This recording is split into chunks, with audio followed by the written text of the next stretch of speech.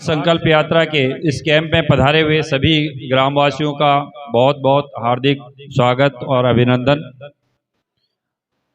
आज इस यात्रा के इस पड़ाव में आपके ग्राम पंचायत में सभी विभाग आपके बीच में मौजूद हैं।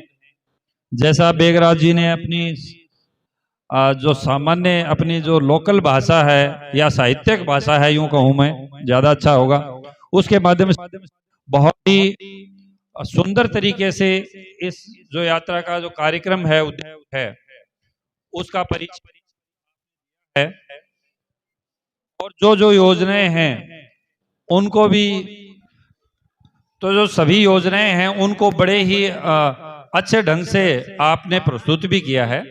फिर भी जो अन्य विभाग हैं, जो संबंधित विभाग हैं, वो भी अपनी योजनाओं के बारे में बताएंगे। जैसा प्रिंसिपल साहब कह रहे थे कि इस योजना का जो मूल उद्देश्य है, ये जो यात्रा है इसका मूल उद्देश्य है वो मुख्य रूप से केंद्र सरकार की जो योजनाएं हैं उनको आपके बीच में लेकर आना, उसके बारे में आप लोगों को बताना, और जो लोग उसमें पहले से जुड़े हुए हैं अगर उनको उसमें कोई दिक्कत है, जैसे ये रेवेन्यू टीम बैठी है, जो सबसे मेन जो स्कीम जैसे पहले से पीएम किसान निधि, जो ऐसा कोई किसान, बहुत कम किसान होंगे जो उससे लाभान्वित न हो रहे हों, तो अगर उसमें किसी को समस्या आ रही है तो वो आप जो तहसीलदार जी की टीम बैठी है यहाँ पे, रेवेन्यू टीम, उससे आप संपर्क कर सकते हैं कि क्या समस्या है। अगर पात्र है और उसमें जुड़ा हुआ नहीं है तो उसमें जुड़ने के लिए अपना पंजीकरण करवाएं। इसके अलावा जो एग्रीकल्चर डिपार्टमेंट जिसके बारे में आप बता रहे थे अभी, और जो चिकित्सा विभाग है, उसकी भी 3-4 योजनाएं ऐसी हैं जिनका आपको बेनिफिट जरूर मिलना चाहिए। अगर आप अभी तक उसमें नहीं जुड़े हुए हैं तो उसका पंजीकरण आज ही करवाएं। ये जितनी भी स्टॉल लगी हुई हैं, आप सिर्फ बैठे मेरा भाषण सुनते जाएं, लेकिन इसके बाद में बैठे नहीं रहे, इन सबको, और बैठे रहने भी नहीं देना है। इन सब से आपको व्यक्ति से भी जानना है। अगर आप पात्र हैं या आपके अगल बगल भी कोई वंचित है तो उसका रजिस्ट्रेशन जरूर करवाएं। जैसे मैं अभी बता ही रहा था, यहाँ पे बैंक के प्रतिनिधि भी बैठे हैं। किधर बैठे हैं देखें, हाथ ऊपर होगा तो मुझे दिख जाएंगे। बैंक वो बैठे हैं लास्ट में, जो उज्ज्वला प्रधानमंत्री योजना के बगल वाले में लास्ट है। तो उसमें जैसे जीवन ज्योति योजना, सुरक्षा बीमा योजना, अटल पेंशन योजना, ये वो योजनाएं हैं जो लगता है कि इसका फायदा नहीं हो रहा, लेकिन इसमें प्रीमियम राशि सरकार आपकी तरफ से नॉमिनल ली जाती है और ज्यादातर इसका जो प्रीमियम है वो सरकार भरती है। अपन इन पे विचार नहीं करते हैं। छोटी छोटी चीज होती हैं जिसका जब जरूरत पड़े सहारा तब महसूस होता है।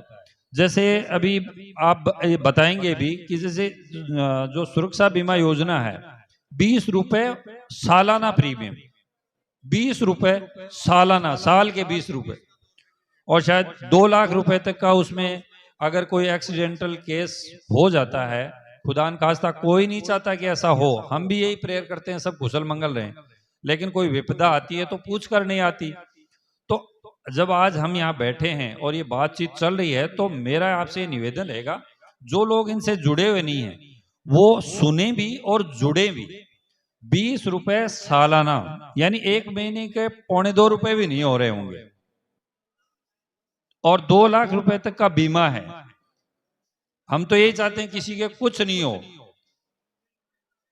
अगर नहीं हुआ लेकिन हो गया, तब वो 2 लाख रुपए जो भी पीछे रहा उसको बड़ा सहयोग मिलता है।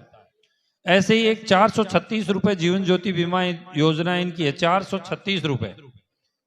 अटल पेंशन योजना जो 60 इयर्स के बाद में नियमित रूप से आपको पेंशन मिलती रहती है, पारिवारिक पेंशन के रूप में। तो ऐसे प्रोविजंस हैं जो हम अक्सर जिसकी न तो सुनते हैं न उनकी बात होती है। तो हम चाहते हैं कि आज आप उनके बारे में जानें, हर डिपार्टमेंट आपको बताएगा भी, आप भी खुद जानें और उनसे देखो लाभान्वित हों, रजिस्ट्रेशन जरूर कराएं, हमारी ये आपसे विनती रहेगी। इसके अलावा भी एग्रीकल्चर डिपार्टमेंट है या जो राजीविका आपके पास में बैठे हैं, महिला बाल विकास और राजीविका जो सेल्फ हेल्प ग्रुप के माध्यम से आपके यहाँ संचालित हो रहे होंगे, उनसे आप जुड़ें, अपना काम उनसे किस तरह से वो लोन प्रोवाइड कराते हैं और कैसे आप अपना काम कर सकते हैं।